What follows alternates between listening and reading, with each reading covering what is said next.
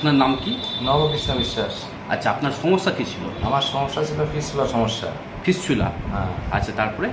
তারপর আমি আমার মোটামুটি 2-3 বছর এইটা সমস্যাটা ছিল।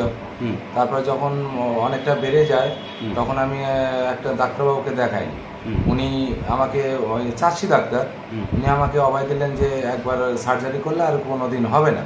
তা আমি সেখানে সার্জারি করানোর পর দেখা গেল যে 2-3 মাস পরে আবার পুনরায় আমার সেটাকে আবার আমি বুঝতে পারলাম যে না, আমার আবার মানে দেখা দিয়েছে সেই সমস্যা। তার পুনরায় আমি সেই ডাক্তারবাবুর কাছে যাই, যাওয়ার পর তিনি আবার পুনরায় আমাকে আবার সার্জারি করেন। কিন্তু তা সত্ত্বেও তারপরেও আমি ওই কিছুদিন ভালো থাকার পর আবার পুনরায় আমার দেখা দেয়। তারপর আমি সিদ্ধান্ত নিই যে আমি আর সার্জারির পথে যাব না।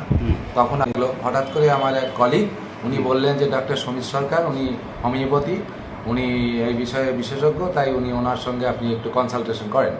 তখন আমি পুনরায় আপনার ওই ডক্টর সমীর সরকারের কাছে আসার পর উনি আমাকে ফার্স্ট 15 দিন ওষুধ দেওয়ার পরেই আমি অনেকটাই মানে কমফোর্টেবল ফিলিং করি।